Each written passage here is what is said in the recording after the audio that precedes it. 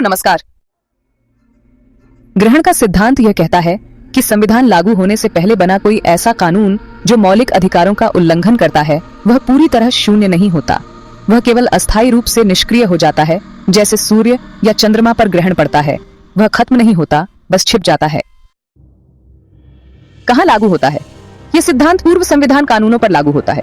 मतलब जो कानून 26 जनवरी 1950 से पहले बने थे, अगर वे कानून मौलिक अधिकारों के खिलाफ हैं, तो वे सिर्फ उतने हिस्से में निष्क्रिय माने जाते हैं। कहाँ लागू नहीं होता?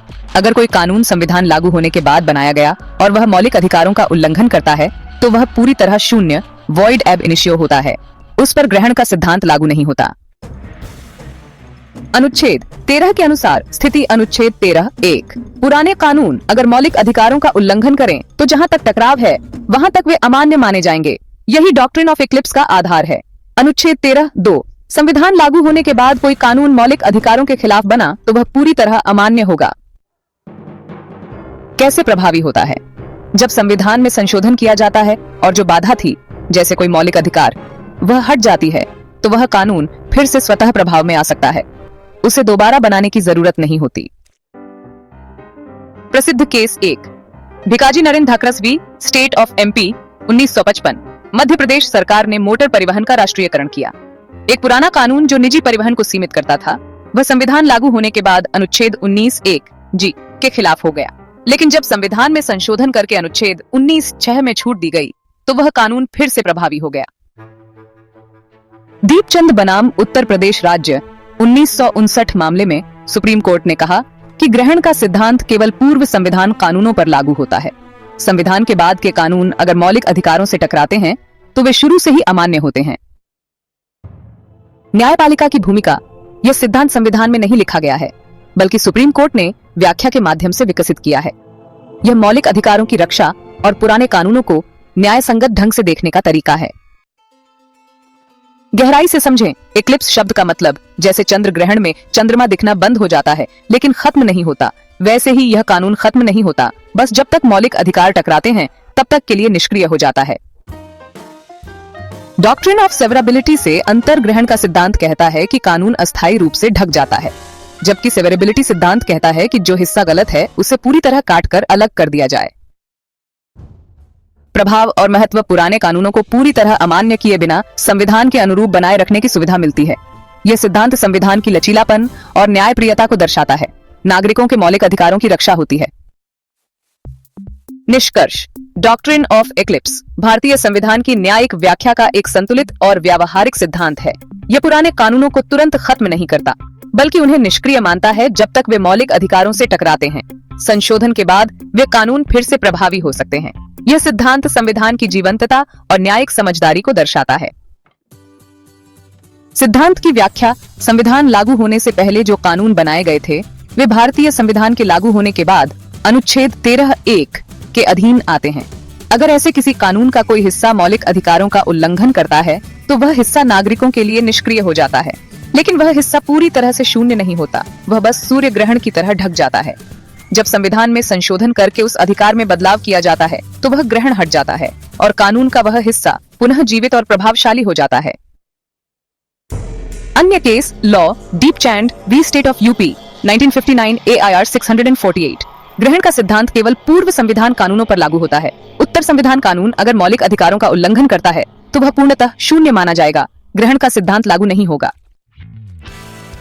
उदाहरण, मान लीजिए 1946 में एक कानून बना जिससे समाचार पत्रों पर सेंसरशिप लगाई गई। यह संविधान लागू होने के बाद अनुच्छेद 19(1) अभिव्यक्ति की स्वतंत्रता का उल्लंघन करता है, तो यह कानून नागरिकों पर लागू नहीं होगा, उस पर ग्रहण पड़ जाएगा। अगर भविष्य में संविधान संशोधित कर सेंसरशिप की अनुमति दी जाती है तो वह पुराना कानून पुनः प्रभावी हो जाएगा।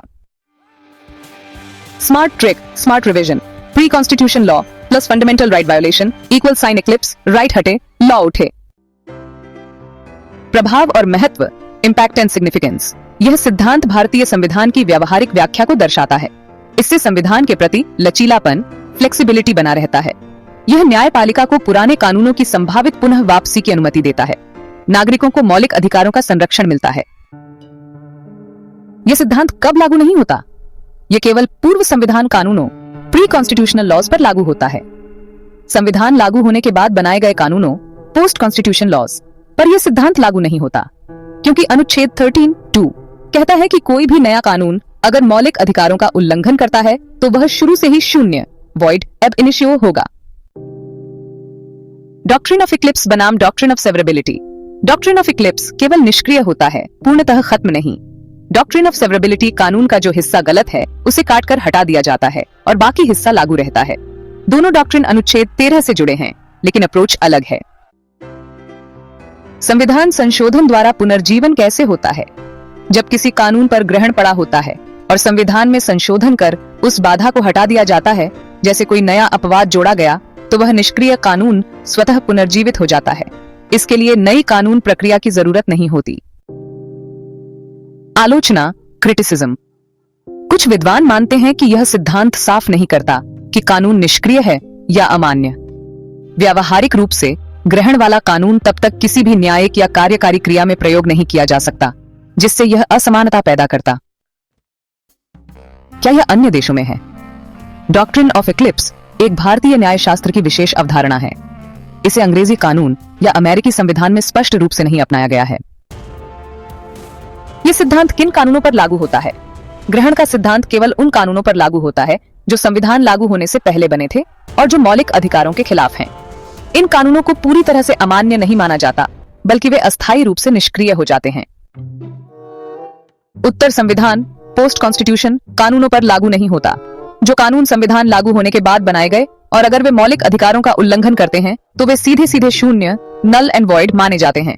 उन पर यह सिद्धांत लागू नहीं होता। अनुच्छेद 13 की दो धाराओं में फर्क और इक्लिप्स का स्थान।